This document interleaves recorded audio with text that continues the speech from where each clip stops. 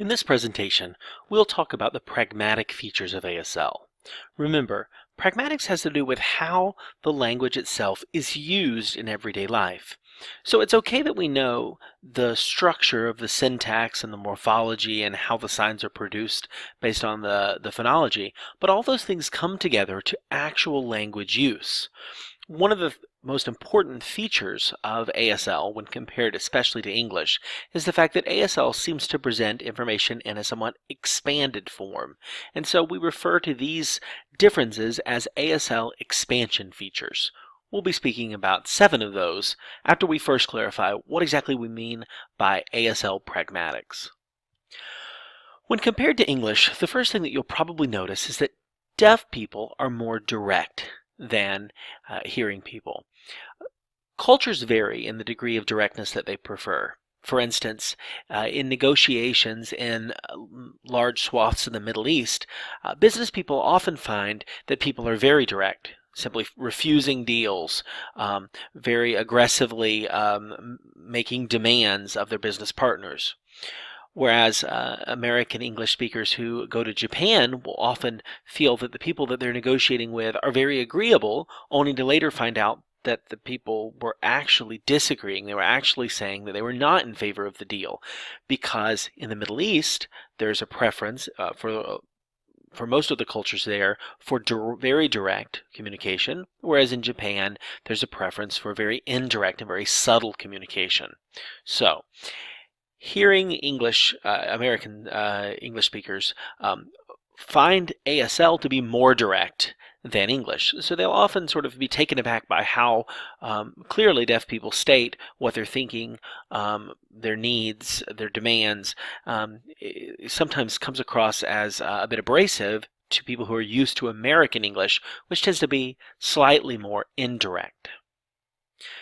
Furthermore, deaf people have a preference for conveying information in chronological order. Some languages are very free with the order that information is conveyed in.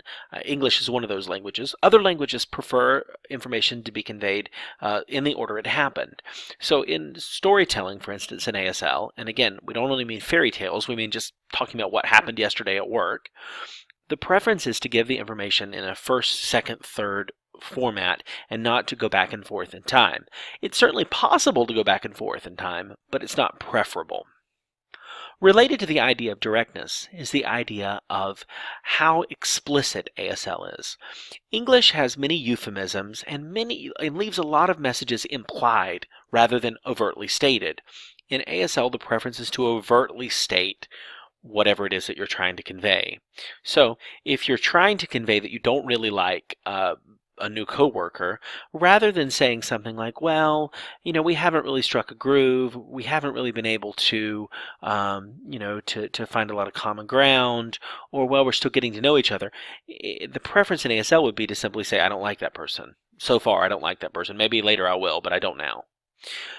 Again, this doesn't mean that deaf people are rude. This simply means that there are different rules of what constitutes polite and rude.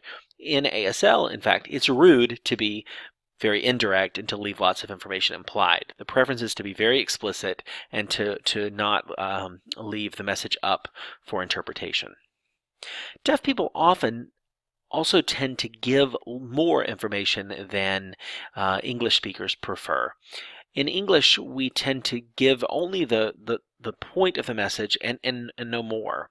Or at least that's the way we see ourselves as speaking.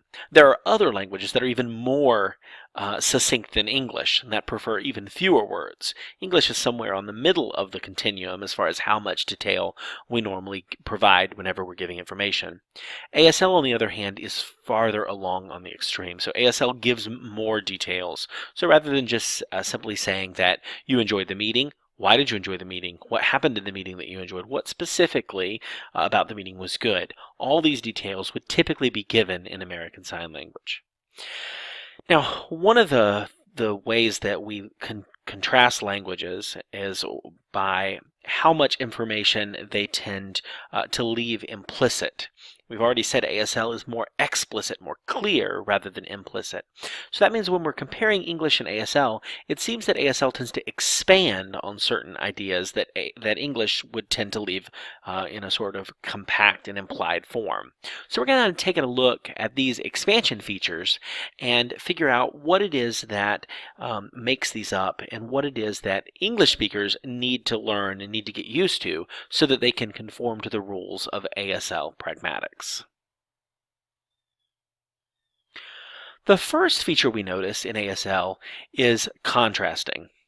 That is, in ASL, we typically first say what we think the person we're talking to expects, and then say it's not that.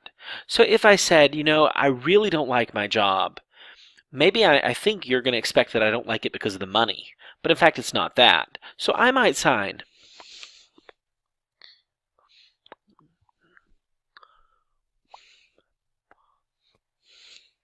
So in that case, I said, is the money bad? No, good money, which is a sign. But then I tell you the reason. So I say what you expect, I say it's not that, and then I say it's something else.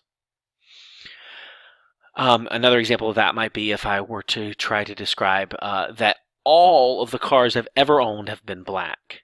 Well, you might think I'm exaggerating or think I don't mean all of them are black, but I might say something like this.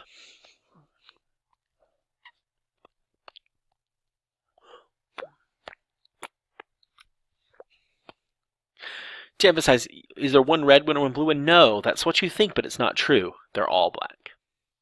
Faceting, on the other hand, is used when there's a concept that requires more than one sign to get the concept across. This might be a few verbs to get the concept across, or it might be a few adjectives to get the concept across. For instance, if I said that the apartment that my friend was renting was luxurious, well, there's no one sign that gives that idea, but there might be several different signs together that would give that idea. Maybe I could say, oh, the apartment, comfortable, this sign, which means formal, all expensive. So together, those signs, comfortable, formal, expensive, would together give the idea of luxurious. Similarly, if I said that wanted to convey that someone was embezzling money, there's no one verb for embezzle in ASL. So instead, I might need to sign several, maybe stealing, maybe sneaking, maybe taking advantage. And together, those signs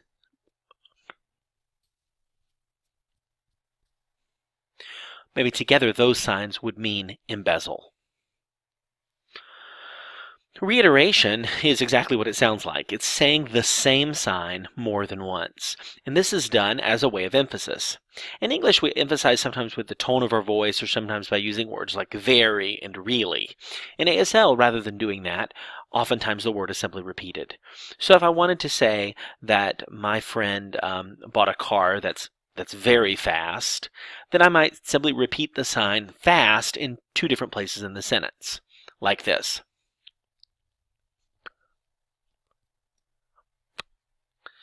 And you see I've said it was a fast car and then again said it was fast. This is reiteration. The utilization of 3D space requires the person who's signing to visualize where in space the ideas would be and to show them. Now, sometimes this requires using your imagination to imagine how these ideas could be laid out in space. For instance, if I'm trying to say that there are two concepts that both relate to one, I might imagine the concept of a chart where you have the Venn diagram, you have one here, and then you have two that go off to here, as a way of showing that there's just one concept, but it could be divided into two. Now see, there's nothing about concepts that really go on charts, but I could visualize a chart as a way of showing you. Similarly, if I talk about a trip, I could tell you that I'm going to travel from Florida to Georgia to North Carolina and then over to Tennessee, and I don't need to show you where those things are. But it's more typical for a signer to visualize what a map would look like and show the trip.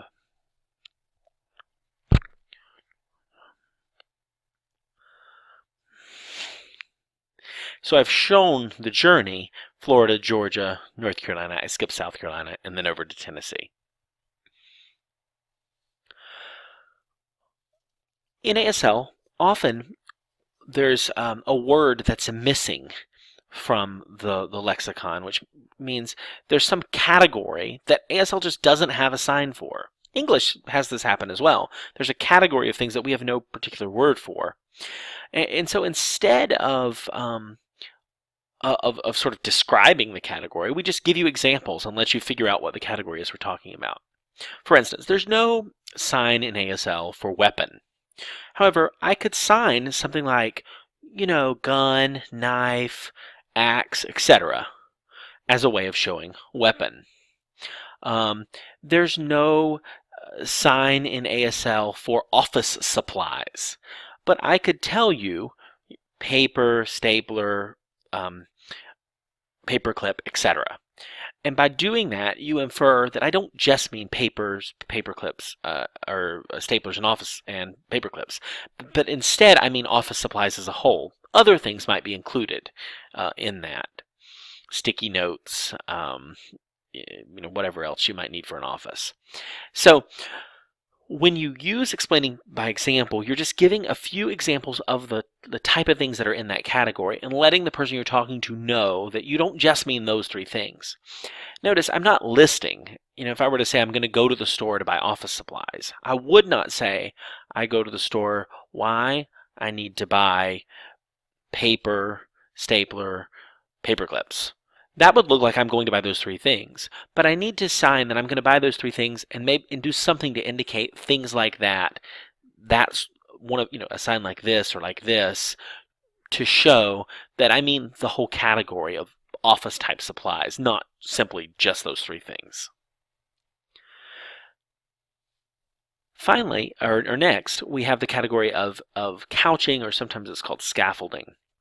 And what this is it's a way of preparing the person you're talking to for the subject you want to talk about. ASL doesn't typically just start abruptly with information, but it sort of prepares the person by giving some background information. We've already seen the structure of ASL sentences, which tend to move from known information to new information. Well, the structure of discourse, of not just a sentence, but of a whole story, tends to come about in this way as well. So rather than simply saying, something like, I'm going to see the Washington Monument, I might say, Washington, D.C., that area, as a way of setting that up, and then saying, well, that there's this one pointy thing, I'm going to see it. So rather than saying, Abraham Lincoln was a great president, I might say, a long time ago, the North and the South war, that president named Abraham Lincoln was great. So I set it up by giving you some information, and then once I see that the person I'm talking to gives back channeling, they acknowledge that they understand, then I feel free to move on to say what I want to say. Finally, we see this tendency in ASL Pragmatics to first describe something and then to show it. So if I wanted to describe to you what it's like to be a new parent, for instance, I might sign something like this.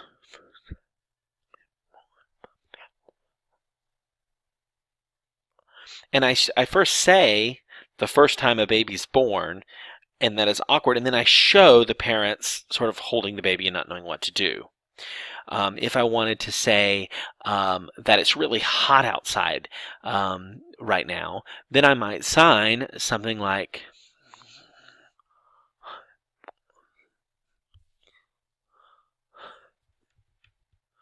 now, I don't want to exaggerate it too much. This isn't pantomime, but it sort of involves one element of surrogacy, one element of saying, okay, this is the way things are. Let me show you what that might look like. Very briefly.